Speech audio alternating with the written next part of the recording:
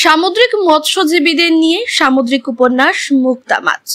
শঙ্করপুর সমুদ্র সৈকতের লেখক সন্তোষ করের উপন্যাস স্থান পেল বিশ্ববিদ্যালয়ের পাঠ্যক্রমে। ডক্টর শ্যামাপ্রসাদ মুখার্জি বিশ্ববিদ্যালয় রাঁচির ঝাড়খণ্ডে স্নাতকোত্তর বাংলা সিলেবাসে পড়ানো হচ্ছে সন্তোষ করের উপন্যাস দারজাল মুক্তা মাছ। এই একই ইউনিভার্সিটি গ্র্যাজুয়েশনে পাঠ্যপুস্তকে শামিল হয়েছে সন্তোষ করের আরেকটি উপন্যাস এখন এই মন। রামনগরের উপকূলবর্তী এলাকার এক অনন্য সাহিত্য সাধক, বাংলা সাহিত্যের এক অন্য ধারার লেখক।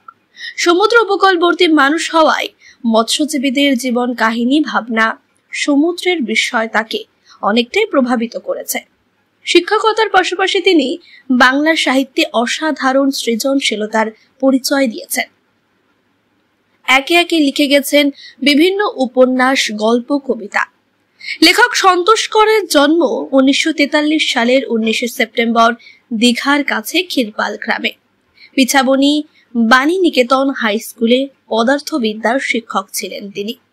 শিক্ষকতার পাশাপাশি সাহিত্য চর্চায় মগ্ন ছিলেন সন্তোষ কর।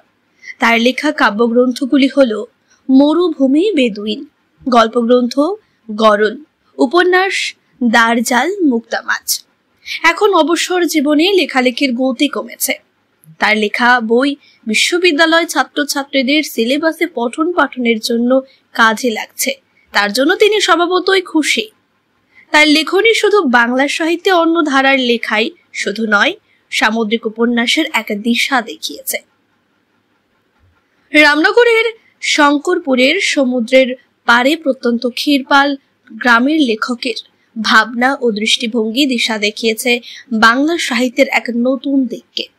শুধু সমুদ্র কেন্দ্রিক উপন্যাসে নয়, এই উপন্যাসের মধ্যে রামনগরের আঞ্চলিক ভাষা উপন্যাসের চরিত্রের মাধ্যমে বিকশিত হয়েছে, যা আঞ্চলিক ভাষার সাহিত্য ও মৎস্যজীবীদের জীবনযাত্রা ও সামুদ্রিক জীবনের চিত্র বারে বারে বিকশিত হয়েছে। রবীন্দ্র ভারতী বিশ্ববিদ্যালয়ের বাংলা বিভাগের প্রফেসর ডক্টর সুরঞ্জন মিদ্যা মহাশয়ের সম্পাদনায় দারজাল মুক্তা মাছ উপন্যাসের দ্বিতীয় সংস্করণ প্রকাশিত হয়েছে মুক্তা মাছ শিরোনামে 21 এপ্রিল 2018 সালে। লেখক স্মৃতিচারণ করলেন অতীত লেখনীর স্মৃতি। লেখকের মুক্তা মাছ উপন্যাস নিয়ে ডক্টর অনির্বাণ সাহুর অভিব্যক্ত বেশ তাৎপর্যপূর্ণ। মোহনা থেকে সমুদ্রের জলে মাঝিদের আত্মবিশ্বাসের শুধু কাহিনী নয়, বাংলার আঞ্চলিক ভাষার নির্মম বাস্তবের সঙ্গে রোমাঞ্চের এক অভিনব আলেখ্য। জেলেপাড়ার সনাতন বিশ্বাস ও আধুনিক সংস্কারের দ্বন্দ্ব, একাকার জল ও জলের মৎস্য পুরাণ মুক্তা মাছ। শঙ্করপুর মৎস্য বন্দর থেকে কিছুটা দূরে উপন্যাসের পটভূমি মৎস্যজীবী সম্প্রদায় বা জেলের সম্প্রদায়ের মানুষের জীবন সংগ্রাম, সমুদ্র নির্ভর জীবিকা, ভালো মন্দ, চড়াই উতরায়, প্রেম প্রত্যাখ্যান, সমস্যা সম্বল, পিছিয়ে পড়া সংস্কার, অন্ধবিশ্বাস, জীবন ঘিরে এই উপন্যাস। সবকিছুর সঙ্গে উপন্যাসটি হয়েছে স্থানীয় উড়িয়া এবং বাংলায় মিশ্রিত কথিত ভাষাকে আধার করে। রামনগর কলেজের বাংলা সাহিত্যের অধ্যাপক গৌতম প্রামাণিক জানালেন, সন্তোষ কর হলেন বাংলা সাহিত্যের নতুন দিশার এক মহিরুহ। অন্যদিকে রামনগর কলেজের ইংরেজি বিভাগের অধ্যাপক বরুণ কুমার দাস বলেন, সন্তোষ করের মতন সাহিত্যিক বাংলা সাহিত্যের এক স্বকীয় ভাবনার লেখক। বাংলা সাহিত্যের অন্য ধারা লেখক সন্তোষ করের দুটি উপন্যাস ডক্টর শ্যামা প্রসাদ মুখার্জি বিশ্ববিদ্যালয় ছাত্রছাত্রীদের সিলেবাসের অন্তর্ভুক্ত হওয়ায় খুশি উপকূলবর্তী এলাকার সাহিত্য অনুরাগী মানুষ সহ গোটা বাংলা। ক্ষীরপাল থেকে মাখন মণ্ডলের রিপোর্ট, আর নিউজ বাংলা। আপনার নাম?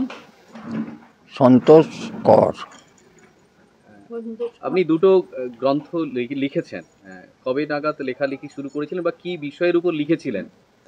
আমি লিখেছিলাম আমার বয়স যখন 35-36 ছিল, সেই সময় লেখালেখি করতাম। সেই সময় খান পাঁচেক উপন্যাস লিখেছিলাম। তার মধ্যে দুখানা পাবলিশ হয়ে গেছে, আর একখানা কাজ চলছে মাটির কাছে মা, আর বাদবাকি ওনারা সব ছাপাবেন বলেছেন আর কি, এবং কপিও নিয়ে চলে গেছেন সব আমার কাছ থেকে। পাণ্ডুলিপি নাই আর আমার কাছ থেকে। কোন কোন বই প্রকাশিত হয়েছে আপনার? ওই একটা প্রথম উপন্যাস যেটা এখনই মনটা প্রকাশিত হয়েছে, ওইটা ফার্স্ট প্রথমেই প্রকাশিত হয় মুক্তা মাছ, দাঁড়জাল মুক্তা মাছ নাম দিয়ে প্রথমেই ওইটা প্রকাশিত হয়। তারপরে এখন এই মন, ওটাও হয়ে গেছে। আর এখন কাজ চলছে মাটির কাছে মা বলে একটা উপন্যাস। রামনগর একদম সমুদ্র উপকূলবর্তী আপনার বাড়ি, মূলত এই মুক্তা মাছ মৎস্যজীবীদের নিয়ে আপনি এটা লিখেছিলেন। এখানে কি কি বিষয় উঠে এসেছে এই উপন্যাসে? কাদেরকে নিয়ে লিখেছেন এই উপন্যাসে? আমি মানে সাধারণ যেসব জেলেরা মাছ ধরতে আসে তাদের সাথে কথাবার্তা বলার তত বেশি আমার হয়নি, তাদের কথাগুলো শুনতাম। তো একটা কথা হচ্ছে কি, আমাদের বাড়ির পাশাপাশি অনেকেই সমুদ্রের জাল টানতে যেত, তারা এসে বিভিন্ন গল্প করতো আর কি, সেইগুলো শুনতাম। ওইখান থেকে আমার ইচ্ছা করলো তাজপুর বেড়াখানায় একবার যাই আর কি। আমি করতাম কি, মাঝে মাঝে স্কুল যাবো বলে বেরিয়ে পড়তাম, ভাত খেয়ে চলে যেতাম তাজপুর বেড়াখানায়, বসতাম, দেখতাম। হ্যাঁ,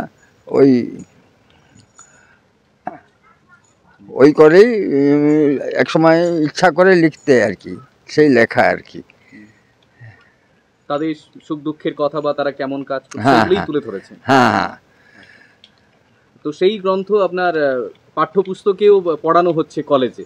কোন কলেজে পড়ানো হচ্ছে? ওটা ঝাড়খণ্ড ইউনিভার্সিটিতে বাংলা অনার্সে পাঠ্য হচ্ছে এখন এই মন, আমার প্রথম উপন্যাসটা। আর বাংলা MA ক্লাসে পাঠ্য হচ্ছে দাঁড়জাল মুক্তা মাছ। কতটা ভালো লাগছে আপনি দীর্ঘদিনের একজন সাহিত্যিক, এইভাবে লেখা আপনার ছাত্রছাত্রীরা পড়ছে, কতটা ভালো লাগছে? সে আমি আর কি করে বলবো, তবে আমি তো আশা করতাম না কোনদিন কোনো বই ছাপাবে কেউ বা কখনো ছাপানো হবে, বা আশা আমি করতাম না। তাই আমি একথা ওই বই প্রকাশক সুদর্শনকেও বলতাম যে আমার জীবনে বোধহয় আর এগুলো প্রকাশিত হবে না আর কি। কিন্তু সে বললো ধৈর্য ধরুন, আস্তে আস্তে আমরা চেষ্টা করছি, তারাই প্রকাশ করছেন আর কি। বলবেন ওনার সম্বন্ধে, কি বলবেন? ওর সম্পর্কে বলতে গেলে অনেক কথা বলতে হয়। খুব সংক্ষেপে যদি বলি, শক্তিমান কবি এবং লেখক, একাধারে তিনি গদ্যচর্চাও করছেন আবার কাব্যচর্চাও করছেন। আমি দেখছি মরুভূমি বেদুইন নামে একটি কাব্য তার প্রথম জীবনে বেরোয়, তখন তার বয়স কত হবে, 26-27 বছর। দুর্ধর্ষ, তাতে গদ্য কবিতাও আছে, পদ্য কবিতাও আছে। তারপর অসামান্য সব চিত্রকল্পের ব্যবহার দেখা যাচ্ছে। আরও পরবর্তীকালে গ্রন্থ প্রকাশ পায়নি, তবুও বদ্বীপ নামে একটি কাব্য তিনি তৈরি করলেন। তাতে তার অনেক কবিতাগুলো আমার পত্রিকায়, ভগীরথ পত্রিকায়, সাহিত্যলোক পত্রিকায় সেগুলো প্রকাশ পায়। 1975-এর প্রেক্ষাপটে দাঁড়জাল মুক্তা মাছ তিনি লিখলেন। সেই মুক্তা মাছটি প্রিন্টেড হলো 95-এ। 95-এ তখন দৈনিক রামনগর থেকে দৈনিক সুপ্রভাত বেরোতো, তাতে আমি একটা আর্টিকেলও লিখি।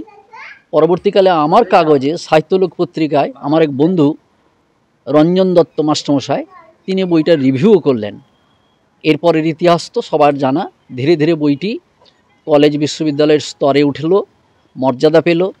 খুব বলতে ইচ্ছে করছে, রামনগরের যে লোকায়ত ভাষা, সেই লোকায়ত ভাষা উপন্যাসের পাতায় স্থায়ীভাবে ভাষা পেয়েছে, বাণী পেয়েছে, চরিত্রদের কথাও মুখে উঠে এসেছে। এবং আরেকটি গল্পগ্রন্থও আছে তার, গরল, তাতে 10-12টি গল্প রয়েছে, অসামান্য সব গল্প। আপনার নাম আর ডেজিগনেশন? আমি প্রাক্তন অধ্যাপক, রামনগর কলেজ বাংলা বিভাগ। আমি গৌতম প্রামাণিক। আমি বরুণ কুমার দাস, রামনগর কলেজে ইংরেজি ভাষা সাহিত্য বিভাগের সঙ্গে যুক্ত। গৌতম প্রামাণিক, অধ্যাপক গৌতম প্রামাণিক দ্বারা প্রভাবিত হয়ে আমি প্রথমে মুক্তা মাছটা পাঠ করি। আমি মুগ্ধ হই। তারপরে তার উপরে কিছু লেখার তাগিদে আমি কয়েকটা আর্টিকেল লিখেছি। রামনগর কলেজের যে মুখপত্র খোলা পাতায় সেটা প্রকাশিত হয়েছে। এবং ওনার উপন্যাস পড়তে গিয়ে, বিশেষত মুক্তা মাছ এখনই মন দেখেছি, অসাধারণ চিত্রকল্প, অসাধারণ কাজ। এবং এই রকম সমুদ্র কেন্দ্রিক জেলে সম্প্রদায়কে নিয়ে বাংলা সাহিত্যে মনে হয় প্রথম একটা উপন্যাস লেখা হয়েছে মুক্তা মাছ। এটা আমি মানে দায়িত্ব নিয়েই বলছি। যদিও হরিশঙ্কর জলদাসের জলপুত্র উপন্যাস বাংলাদেশে লেখা হয়েছে, সেটা 2008-এ, কিন্তু এটা প্রকাশিত হয়েছে 1995-এর দিকে। অতএব এইটা হচ্ছে সমুদ্র কেন্দ্রিক জেলে সম্প্রদায়ের যে সংগ্রাম, সমুদ্রে জলযাত্রা করা, তাকেই কেন্দ্রিত করে এই উপন্যাস হয়েছে দাঁড়জাল মুক্তা মাছ। পরবর্তী সময়ে সেটা হয়েছে মুক্তা মাছ। অসাধারণ একটা উপন্যাস। অতএব আমি আশা রাখবো এই সন্তোষকর যেভাবে লিখেছেন, তার লিখার এমন একটি চমক আছে, এমন একটি বৈশিষ্ট্য আছে, তার উপরে আধার করে তিনি কিন্তু অনেক দূর যাবেন, অনেক পাঠক পড়বে, অনেক সমালোচনা হবে, এবং আমি আশাবাদী এই উপন্যাস সাড়া জাগাবে। এটা মানে বলার অপেক্ষাই রাখা না, এটা আমি বলতে চাইব। এটা পাঠ্যপুস্তকেও হ্যাঁ, এবং এটা ডক্টর শ্যামাপ্রসাদ মুখার্জি ইউনিভার্সিটির যে রাঁচিতে, তার অনার্স এবং মাস্টার ডিগ্রি সিলেবাসে দুটোই সামিল হয়েছে, মুক্তা মাছ এবং এখন এই মন। অতএব এইটা একটা বড় প্রাপ্তি। এইরকম একটা রামনগরের মতন একটা জায়গা এবং এই সমুদ্র সৈকতের কাছাকাছি বাড়ি ক্ষীরপালে, সেই জায়গায় একজন লোক এমন একটি উপন্যাস লিখেছে, তার লিখার মানে কি লিখার ধরনের উপরে বেশ করে, লিখার কোয়ালিটির উপরে বেশ করে সেই লোক কিন্তু পৌঁছে গেছে অনেক দূর। এই লোককে নিয়ে আরও আলোচনা হোক, আরও সবার সামনে আসুক মুক্তা মাছ এবং সন্তোষকর, এটা আমি চাইব। তাই প্রতিবেশী হিসাবে আমারও দায় বর্তায় এই রাইটারকে অনেক দূর নিয়ে যাওয়া। সে নিয়ে আমি টুকটাক কাজকর্ম করছি। আমি আশাবাদী সন্তোষকরের মুক্তা মাছ অনেক দূর পৌঁছাবে।